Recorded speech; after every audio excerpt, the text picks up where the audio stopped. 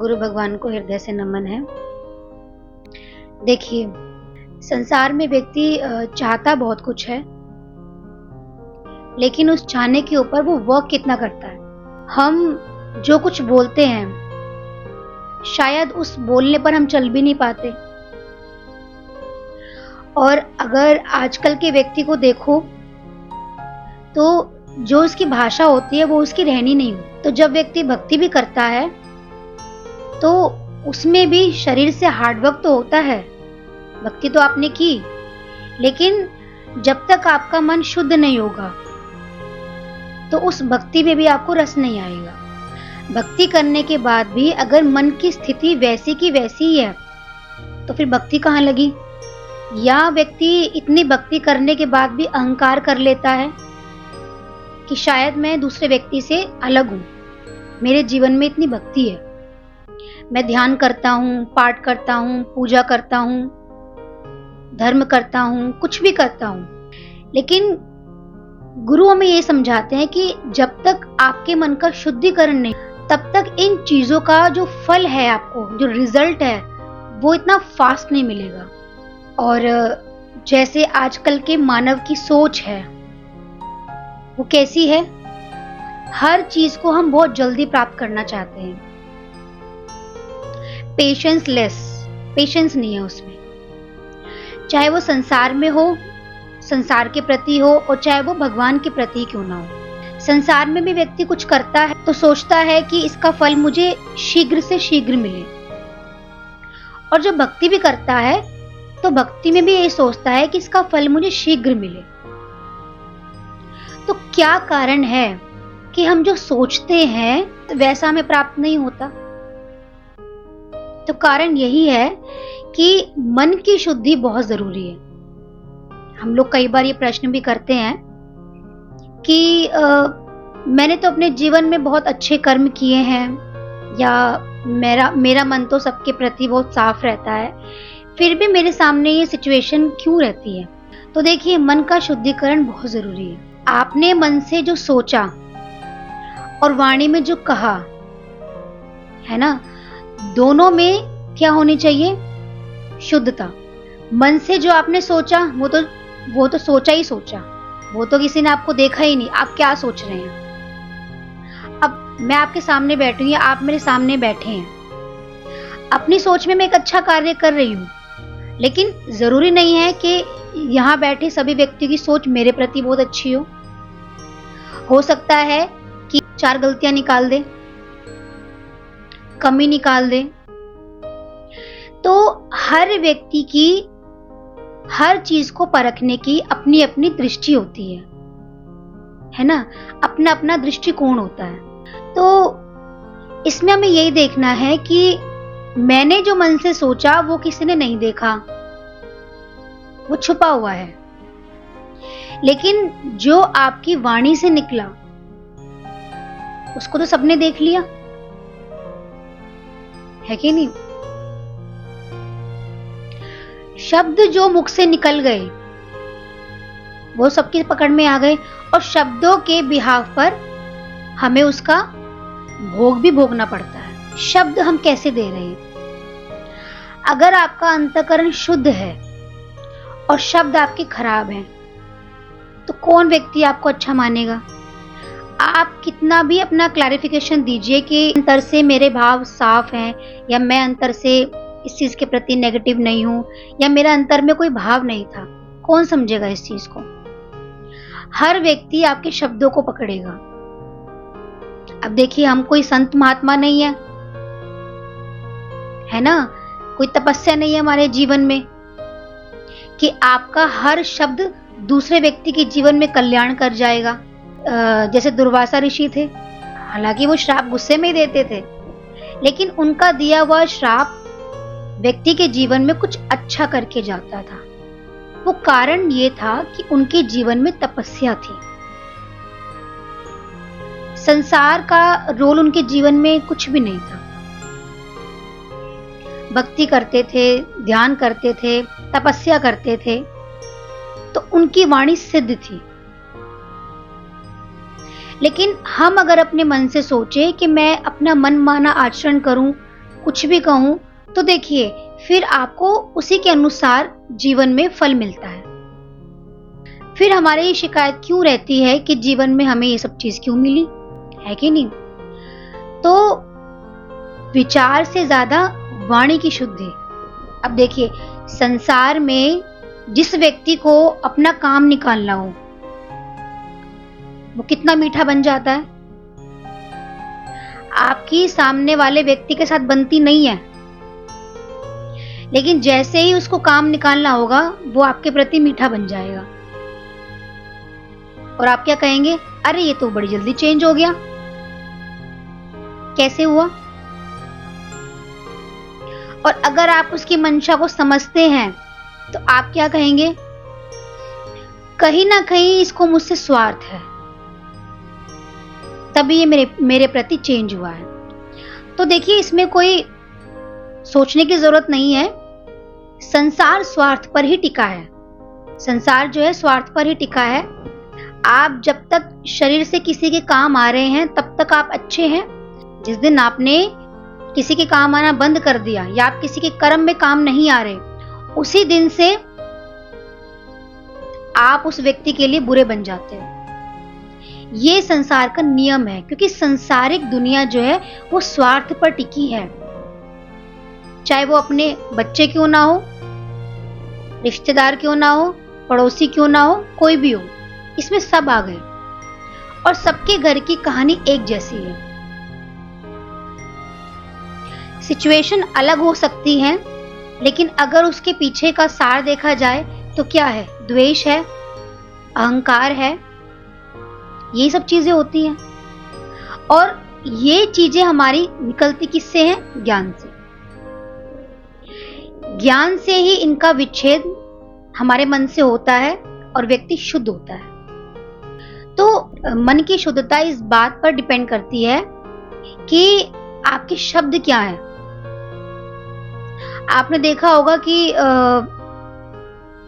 जब व्यक्ति नई नई कंपनी ज्वाइन करता है, तो उसमें उसको क्या सिखाई जाती है? लैंग्वेज।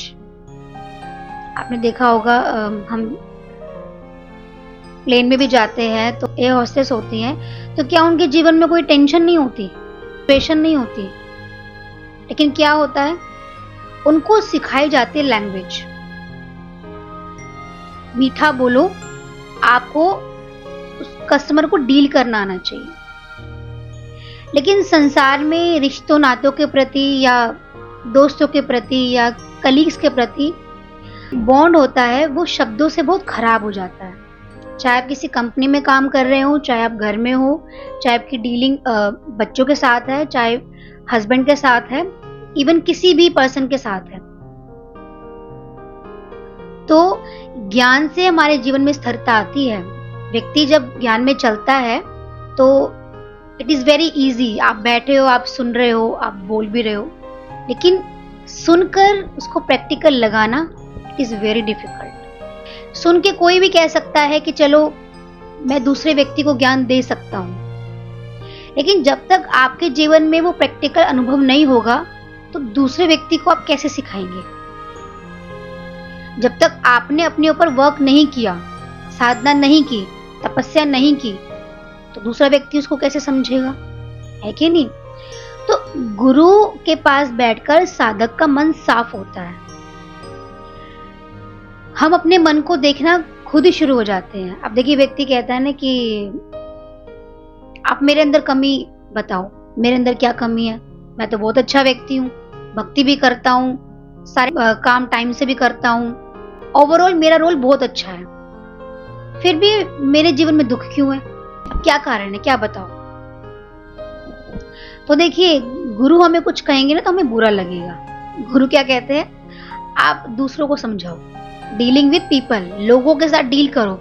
जब आप लोगों के साथ डील करोगे ना, आप 4 शब्द कहोगे तो आपको खुद पता चलेगा मैं इसमें कितना हूं और कितना नहीं हूं। तो आप अपने ऊपर वर्क करेंगे, और जब व्यक्ति अपने ऊपर वर्क करता है ना, तो सारी जो कमियां हैं वो ठीक हो जाती है। तो इसलिए शब्दों पे फोकस करना हमारा बहुत जरूरी है। शब्द भी और हमारे अंतःकरण में चलने वाले विचार भी। देखिए, जैसे एक बार एक निकल रहे थे। तो एक जगह तालाब था और वो बहुत ज़्यादा गंदा था।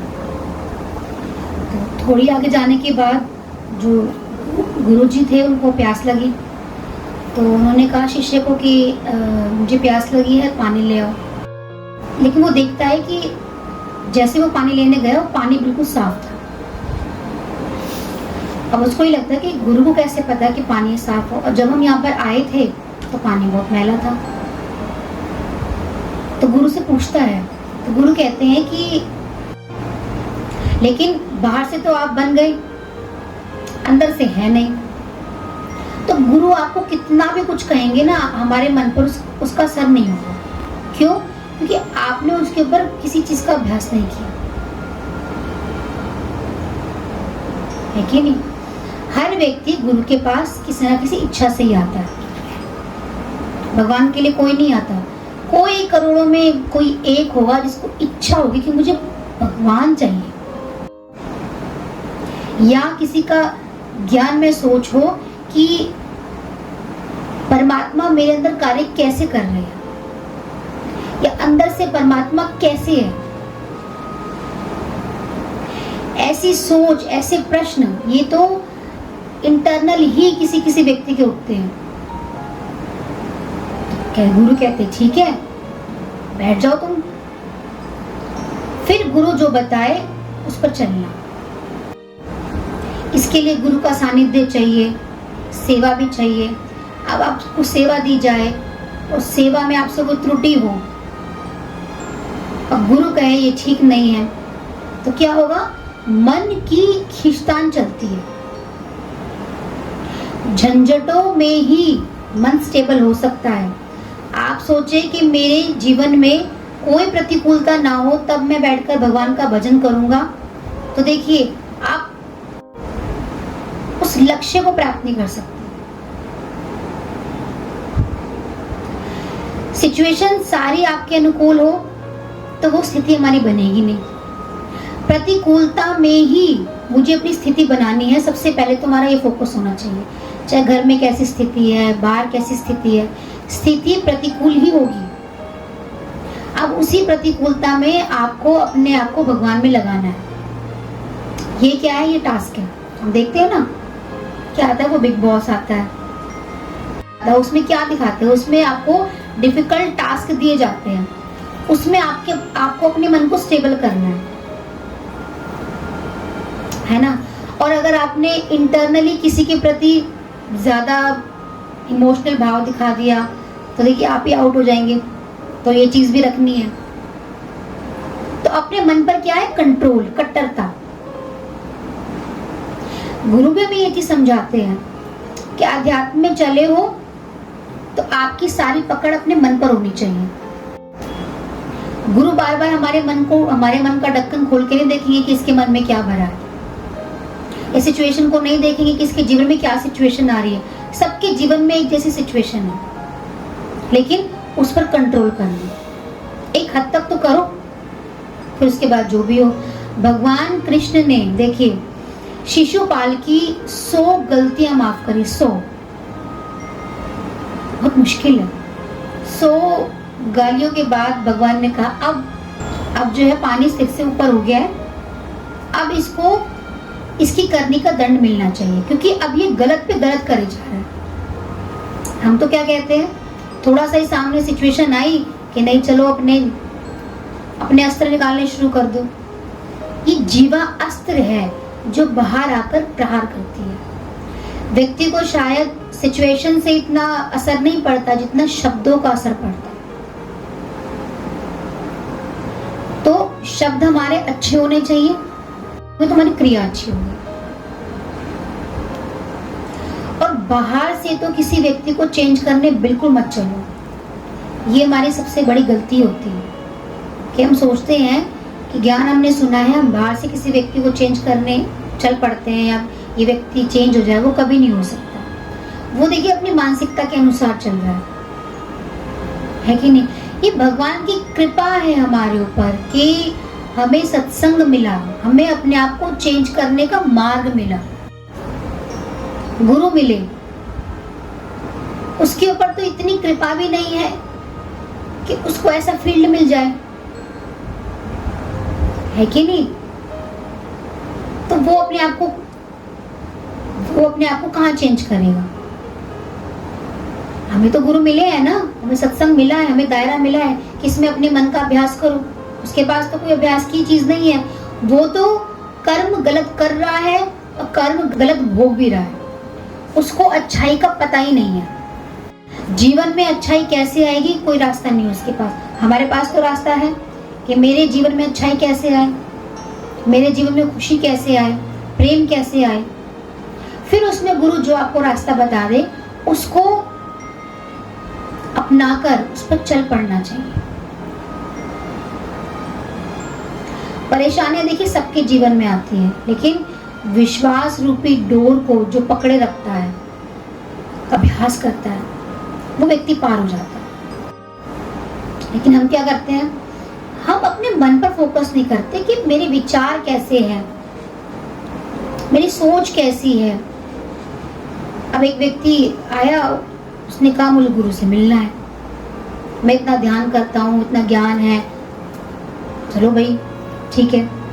और जैसे वो व्यक्ति मिलता है तो सारी बातें संसार की,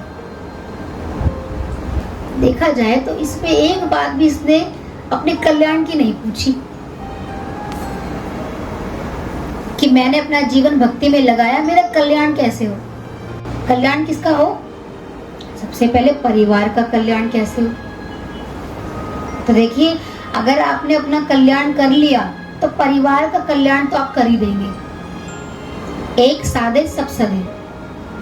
लेकिन हम क्या सोचते हैं, नहीं पहले परिवार का कल्याण हो जाए, मैं तो अपने बारे में बाद में सोचूंगी। अगर परिवार का कल्याण हो गया तो आप भक्ति तो करेंगे नहीं। क्या करेंगे हम उस कल्याण में ही सेलिब्रेशन में लग जाएंगे। अगर देखिए कर्म का चक्र है, भी हाल ही में जन्माष्टमी गई है, भगवान कृष्ण देवकी के गर्भ से पैदा हुए। भगवान माता देवकी के जो है सारे बंधन खोल सकते थे, उनके माता पिता थे, उन्होंने जन्म दिया था उनको, भाई क्यों नहीं खोले भगवान ने।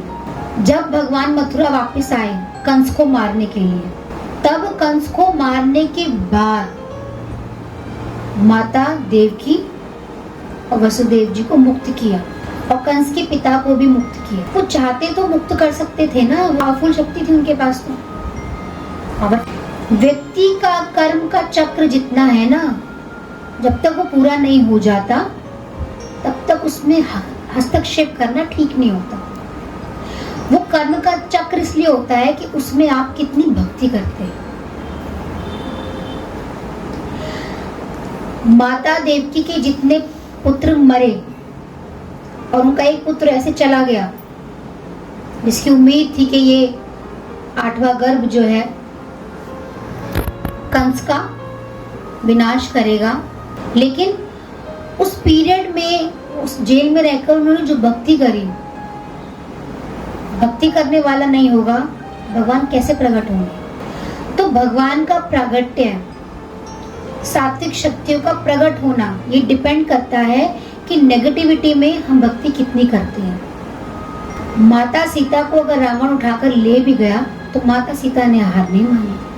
कितनी बड़ी सिचुएशन रही होगी उनके सामने। माता थी वो, राम जी की पत्नी, लेकिन जैसे सिचुएशन आई, क्योंकि मन का शुद्धिकरण था, तन की व्यवस्था उथल पुथल है, साधन नहीं है, लेकिन मन शुद्ध है तो साधन बन गए। ये सारी चीजें हमें इस ओर इंडिकेट करती हैं, मन का शुद्धिकरण इज वेरी इंपॉर्टेंट। जब आपका मन का शुद्धिकरण हो जाएगा, आप कहीं भी चले जाओ, गुरु को विश्वास रहेगा कि ये अपने मन से गलत नहीं हो सकता। लेकिन तब तक गुरु का हमारे जीवन में होना बहुत जरूरी है, कि mentor is very important for us. गुरु हमें गाइड करते हैं, क्योंकि देखिए जब मन गलत कर रहा होता है ना, तो वो अच्छा और बुरा सब भूल जाता है। व्यक्ति जब गुस्से में होता है ना, उसको कुछ नहीं पता होता मैंने गुस्से में क्या बोला, लेकिन आपके गुस्से में जो शब्द निकले, जो तीर निकल गए, अब वो तो वापस नहीं आ सकते। उससे जो कर्म बना वो तो आपको भोगना पड़ेगा। तो ठीक है, भक्ति का समारोह हम करते हैं वो अपनी भक्ति बढ़ाने के लिए, लेकिन जब तक जीवन में ज्ञान नहीं होगा वो भक्ति भी आपको सुखी नहीं करके जाएंगे। आप थोड़ी देर के लिए आनंद में तो हो सकते हैं, लेकिन उसके बाद जैसी सिचुएशन आएगी आपका मन फिर डाउन हो जाएगा। गुरु ने उत्सव मनाया, सबके साथ मनाया, हमारे अंदर में भक्ति को जगाने के लिए मनाया, लेकिन उसकी कंटिन्यूटी कैसे बनी रहेगी? आप भगवान को तब तक नहीं समझ पाएंगे जब तक आप इस मन के चक्र से नहीं निकलेंगे। हर व्यक्ति इस मन के चक्र में फंसा हुआ है और वो तब तक नहीं निकल सकता जब तक वो खुद निकलना ना चाहे। वो वहीं बैठकर सारी चीजों का उपयोग करना चाहता है, सारी चीजें वहीं दे दो उसको। अगर उसके आगे से चीजें हटाई नहीं जाएगी तो वो निकलने का प्रयास करेगा ही नहीं। तो ऐसे इस मन को जब तक दंड नहीं दिया जाएगा ये निकलने का प्रयास नहीं करेगा। ये इसी जेल में कैद रहकर दुख और सुख रूपी फल खाकर अपनी जिंदगी यही निकाल देता है। गर्भ में पैदा हुआ और गर्भ में ही चला जाता है। गर्भ मतलब ये संसार। मुक्ति तो नहीं होती। मुक्ति कैसे होगी?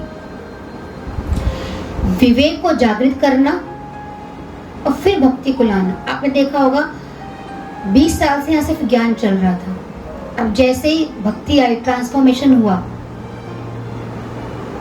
तो उस भक्ति का आनंद मनाया जा रहा है। आपका मन शुद्ध हो गया तब आप भक्ति को रिसीव कर पाओगे, नहीं तो खाली भक्ति करोगे, जैसी सिचुएशन आई आपकी भक्ति भी नहीं चलेगी। आपको कहो भगवान के लिए भजन गाओ, मन नहीं कर रहा, भगवान को याद करो, नहीं, मन में वो विचार आ रहे जिससे मैं दुखी हूं, भक्ति कहाँ याद आएगी? बताओ मैं कुछ गलत कह रही हूं तो? इसलिए गुरु कहते हैं पहले अपने मन को इस कुचक्र से निकालो। ये मन जो कुचक्र रचता है कि नहीं?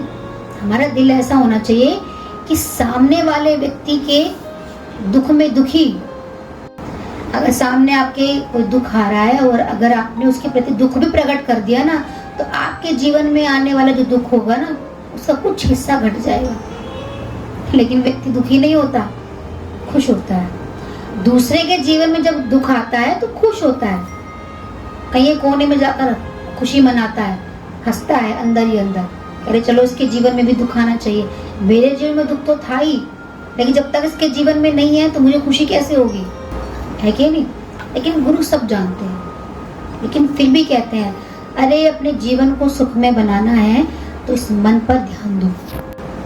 ये मन आपको छल रहा है। भगवान कृष्ण वृंदावन में रहे, मथुरा में रहे, द्वारिका में रहे, अर्जुन के साथ रहे, लेकिन उन्होंने सारी गाइडेंस किस पर दी? मन पर। इसलिए गीता का ज्ञान जो है हमारे जीवन में क्या करके जाता है? उद्धार करके जाता है। क्योंकि भगवान ने बताया उसमें सारी चीजों को क्या, कि व्यवहारिकता में आप ज्ञान को कैसे लेकर आ सकते हो। एक टाइम तो अपने जीवन में ऐसा निकालो कि मुझे कंफर्ट ना मिले, मुझे तपस्या मिले। तपस्या मन की कहाँ होगी? तभी तो जब संसार में हमें मन के विपरीत कुछ मिलता है तो हमारा मन बेचैन हो जाता है, क्योंकि हमें उसकी आदत ही नहीं है। तो थोड़ा सा मन को तपस्वी भी बनाओ। लाइट नहीं है, थोड़ा गर्मी में रहना सीखो। तपस्या बढ़ेगी तो आपके जीवन के कर्म कटेंगे। सारा टाइम अगर हम कंफर्ट जोन में रहेंगे तो हमारे कर्म कभी नहीं कटेंगे। जहां आप पैसे बचा सकते हो वहां पैदल जाओ। लेकिन हम क्या कहेंगे? नहीं, 20 की जगह 40 लगाएंगे, लेकिन अपने शरीर को कंफर्ट देना है। तो आपके जो कर्म है ना वो आपको शरीर से काटने पड़ेंगे, या दूसरा व्यक्ति गाली देकर काटेगा। तो गुरु जीवन में थोड़ी तपस्या हमसे क्यों करवाते हैं?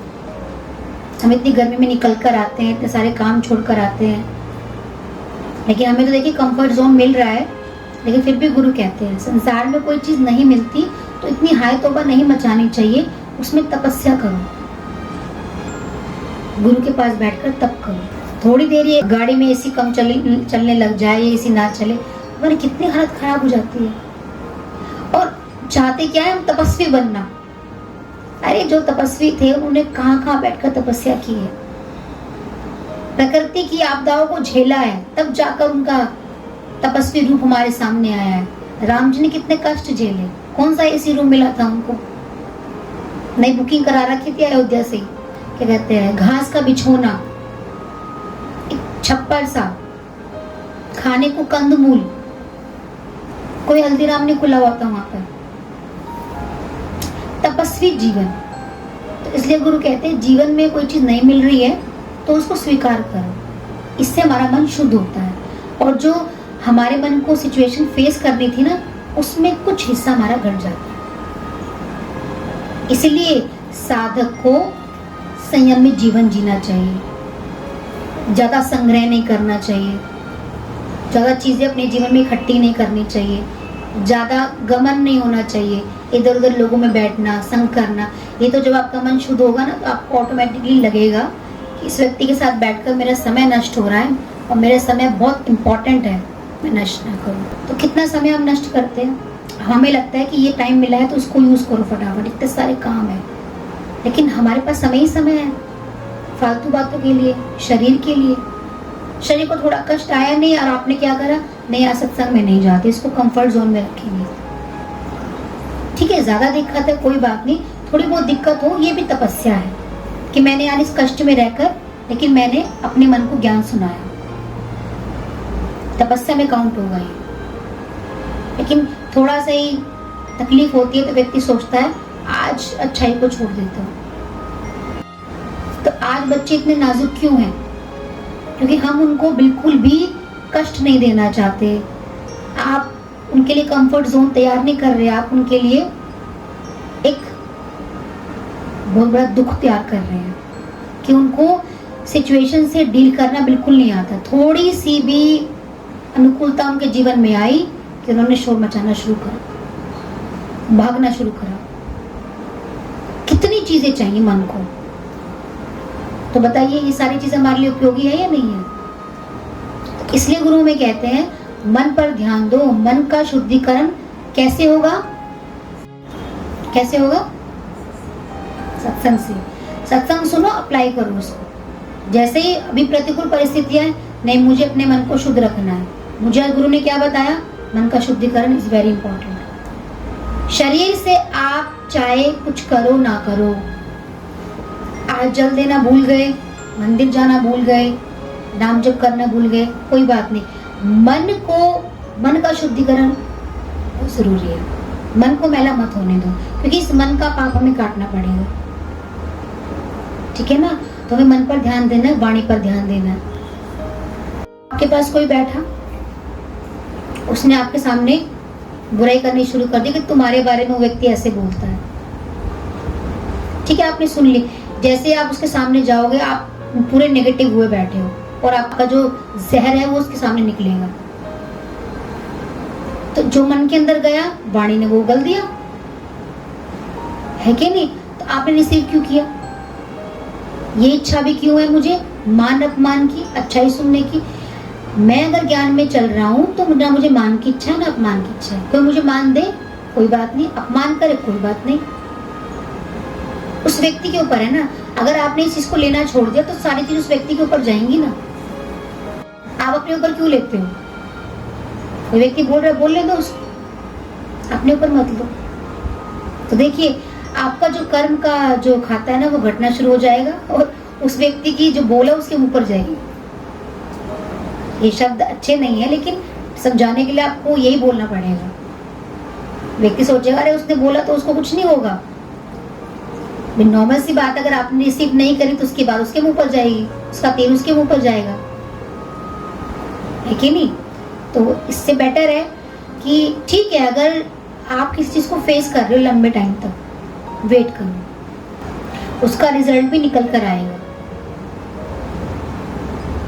कोई अगर लंबे टाइम तक आपके साथ गलत कर रहा है और आपको लग रहा है, लेकिन उसमें पेशेंस रखो। आप गलत क्रिया मत करो, देखो वो उस व्यक्ति को खुद एहसास होगा अपनी गलती का। लेकिन हम अपने मन को जो खराब कर लेते हैं ना, हमारे मन से जो रिएक्ट्स होते हैं वो खराब कर जाते हैं, वो हमारी साधना में बाधक है।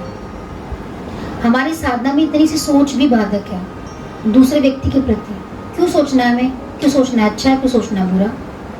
अपना कर्म कर, राम का नाम लिए जा, अपना काम किए जा।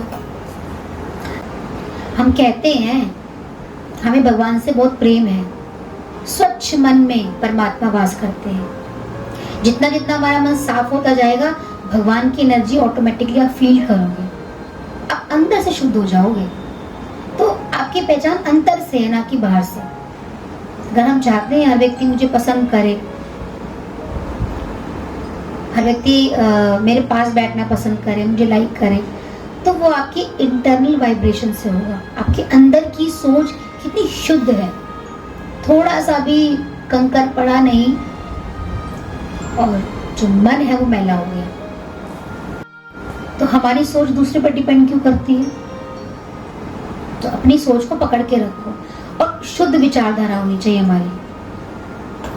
कुछ भी चीज हमारे सामने आ रही है, लेकिन मेरी विचारधारा शुद्ध होनी चाहिए। देखिए, इसमें मैं अपना एक्सपीरियंस बताती हूँ कि मेरे लाइफ में कितनी भी सिचुएशन आई, ऐसे नहीं है, मेरे लाइफ में बहुत सारे रिजेक्शन आए, मान भी बहुत सारे लोगों का मिला, ठीक है, हर व्यक्ति पसंद भी नहीं करता, और हर व्यक्ति कान में कुछ बोल भी जाता है। तो बट मैंने अंदर से उस व्यक्ति के प्रति कभी गलत नहीं सोचा, और गलत आया तो उसको काट दिया। अब मैं देख तो रही हूँ ना कि इस व्यक्ति गलत आ रहा है, तो उसको निकाल दिया। गुरु से बात करें, उसको निकालते चले गए। अगर सामने कोई व्यक्ति मेरे बारे में गलत भी सोच रहा है, तो इसमें कहीं ना कहीं मेरी भी साधना में बाधक है। तो ठीक है, मुझे उसकी ना अच्छाई लेनी ना बुराई लेनी है, और वो व्यक्ति मेरे बारे में क्या सोचता है तो ये उसके ऊपर है। लेकिन आपको कोई फर्क नहीं पड़ना चाहिए इसका। आप अपने आप में अच्छे रहिए, सामने वाला आपके बारे में क्या सोचता है इट डजंट मैटर। मैंने कहा ना, हो सकता है यहाँ से निकलने के बाद जो व्यक्ति सुन रहे हैं वो 4 गलती वो निकाल दे, 4 कमियां वो निकाल दे। आपने तो बहुत अच्छा अपने आप में प्रेजेंटेशन अच्छी दी, लेकिन व्यक्ति ने कान में आकर कह दिया कि नहीं ये अच्छा नहीं है, ये कम। तो कमी निकालना बहुत आसान है, किसी को अप्रिशिएट करना, आगे बढ़ाना बहुत मुश्किल है। चेन बनाओ। आप जितना लोगों को अप्रिशिएट करोगे, प्रेम करोगे, प्रेम का वर्तन करोगे, तो आपकी चेन जो सुख की बनती चली जाएगी। आप हर व्यक्ति में कमी निकालते रहोगे, दोष देखते रहोगे, तो सारे दोष आप अपने अंदर ग्रहण कर रहे हो। मैंने जीवन से देखिए एक चीज बहुत अच्छी सीखी है, हर व्यक्ति आपका मित्र है। दोस्ती को शत्रुता करनी बहुत आसान है, किसी को दोस्त बनाना बहुत मुश्किल है। अब इस चीज पे अगर हमारी यूनिटी एक है, जब तक हम लोगों में एकता नहीं होगी आपस में, चाहे हम 4 हैं, 10 है, 15 है, 20 है, तो गुरु कहते हैं आप एक व्यक्ति 20 लोगों को टक्कर दे सकता है अच्छाई में, और एक नेगेटिविटी 20 की अच्छाई भी खत्म कर सकती है। अगर आपके बीच में कोई व्यक्ति नेगेटिव है तो उसको इग्नोर करो, इंटरनल, बाहर उसको शो मत होने दो आपने उसको इग्नोर कर रखा है, क्योंकि उसको ये पता लग गया तो वो आपको नुकसान पहुंचाने की कोशिश करेगा पूरा। इग्नोर करने का मतलब यह है कि उसके प्रति कोई सोच मत रखो, और उसको शुद्ध भावना देते रहो। कोई बात नहीं, मेरे पुराने जन्म का कुछ है तो सिर्फ अंदर से मैं माफी मांगता हूँ, मेरा इंटरनली इससे कोई भी दुश्मनी नहीं है, ठीक है। तो जितनी जितनी हमारी कम्युनिटी बढ़ेगी, हमारी दोस्ती बढ़ेगी, जिससे भी मिलो प्रेम से व्यवहार करो, दोस्त बनाओ। नफरत करना बहुत आसान है, और आजकल देखा होगा, मैं तो ये हर लोगों में ये चीज देखती हूँ, जैसे मिलते हैं साइड में खड़े होकर उसकी कमी जरूर निकालते हैं। अरे भैया आप मिले हो, आपको अच्छाई भी तो कुछ लगी होगी, अच्छाई की बात नहीं होती, कमी निकालनी है। रिश्ता जुड़ा है, रिलेटिव्स मिले हैं, तो एक व्यक्ति कान में खुसर फुसर करेगा क्या, ये देखो इनके यहाँ ऐसा है, अरे भाई इसके अंदर कोई अच्छाई भी होगी। कोई व्यक्ति गलत से गलत बोल रहा है, फिर भी उसके अंदर कोई अच्छाई होगी। आप अच्छाई को पकड़ो खाली, और अच्छाई की रस्सी बनाकर बस उसके ऊपर चढ़ जाओ। किस पर? उसके मन पर, कि वो मजबूर हो जाए आपके साथ अच्छाई करने में। बुरे के साथ बुरा बनना बहुत आसान है, बुरे के साथ अच्छा बनना बहुत मुश्किल है। हम कैसे मन से आए थे गुरु के पास? अच्छे मन से आए थे, बुरे मन से आए थे? अब बताओ। लेकिन गुरु ने दोस्ती का हाथ बढ़ाया, और हमारा जो बुरा मन था वो अच्छा बन गया, है कि नहीं? तो अपने जीवन में सच्चाई को रखो ना, कि जो व्यक्ति मुझे मिलेगा मैं उसको अपना दोस्त बनाऊंगा। कैंची लगानी बहुत आसान है, लेकिन किसी के लिए सुई का काम करना बहुत मुश्किल है। गुरु कहते सुई का काम करो, जोड़ो, तोड़ो मत। तोड़ने का काम तो दुनिया कर ही रही है, रिश्ते कर रहे हैं, रिलेशन कर रहे हैं, सब कर रहे हैं तोड़ने का काम। जोड़ने का काम कौन कर रहा है? जोड़ने का काम गुरु करते हैं और कहते तुम भी यही काम करो, जोड़ो। जहां लगता है कि ये व्यक्ति मेरे जीवन में आया है तो कुछ ना कुछ मुझे देने ही आया है, मेरी हेल्प करने आया, उसको जोड़ते चलो। और अगर आपके मन में उस व्यक्ति के प्रति खटास रहेगी, उसका किया हुआ भी नहीं लगेगा आपको। ठीक है, 100 में से अगर 1-2% व्यक्ति ऐसा मिल जाता है तो कोई नहीं, उसको इग्नोर करो भाई। उसको लेकर के अपने साइकिल को खराब थोड़ा ना करना है। कई बार पेरेंट्स बहुत अच्छे होते हैं, बच्चे बेकार होते हैं। बच्चे बेकार मतलब बिल्कुल भी ओबीडियंट नहीं होते, आज्ञाकारी बिल्कुल नहीं होते, अच्छाई पर चलना नहीं चाहते, गलत चीजों का सेवन करते हैं, गलत चीजों में होते हैं। अब पेरेंट्स चाहते हैं ये ना जाए, लेकिन नहीं है तो क्या करोगे? फेंक दोगे? नहीं फेंकोगे ना। गलत चीजों को भी स्वीकार करोगे क्योंकि अपनी है, लेकिन जो चीज आपको समाज में राइज करती है वहां आप बुराई निकाल के फेंक दोगे। तो गुरु कहते हैं देखो, संसार में आपको सारी चीजें मिली, सारी एक जैसी नहीं मिली। अगर 3 बच्चे हैं तो तीनों के मन अलग होंगे, तीनों की सोच अलग होगी, तीनों की डिमांड्स अलग होंगी। आप मैनेज करते हो नहीं करते हो? तो अपने दोस्तों में, अपने फ्रेंड सर्कल में, वहां हमारा मन मैचिंग क्यों नहीं होता? क्यों? क्योंकि किसी को अच्छा बनाने के लिए थोड़ा झुकना पड़ता है और वो हमारा मन चाहता नहीं है। अगर आपने अपनी अच्छाई किसी को देनी है तो झुकना बहुत मुश्किल है भाई। व्यक्ति झुकता नहीं है और झुक के ही आप महान बन सकते हो। उस व्यक्ति को थोड़ा ना दिखाना है ये चीज, ये आपके अंदर की चीज है। महानता किसमें है? कि आपने उसको अच्छा बनाया। बुरे में बुरा तो बहुत आसान है। तो इसलिए अब हमने क्या करना है? 5वीं चीज ये, घर जाकर 1 घंटा वाणी जरूर सुननी है। चाहे आप खाना बनाते समय सुन रहे हैं, वाणी जरूर सुननी है। कानों को आदत डालने किसकी? अच्छाई सुनने की, जिससे जो अंदर का कूड़ा है ना निकलेगा बाहर। जो आपका जो अंदर दुख है ना वो तब तक बाहर नहीं निकलेगा जब तक आप इसके ऊपर अच्छाई नहीं डालोगे। मन को ज्ञान सुनाना ऐसा है, किसी भूत के ऊपर अग्नि करना है ना। किसी कोई भूत होता है, उसके ऊपर कहते ना अग्नि दिखाओ तो भाग जाता है। तो मन को ज्ञान सुनाना का मतलब क्या है?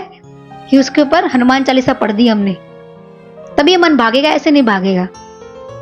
तो वाणी सुननी है, सत्संग अटेंड करना है और तरंगों से बचना है। अगर आपको अपना पॉजिटिव ऑरा बनाना है तो आपको यह अभ्यास करना पड़ेगा कि ये तरंग मेरे जीवन से पहले निकले, नहीं तो आपका अपना ऑरा नहीं बनेगा। आप दूसरे के ऑरे में मिक्स होकर वो रिएक्ट करते रहेंगे और दूसरों का भला करते रहेंगे, अपना भला नहीं होगा कभी भी।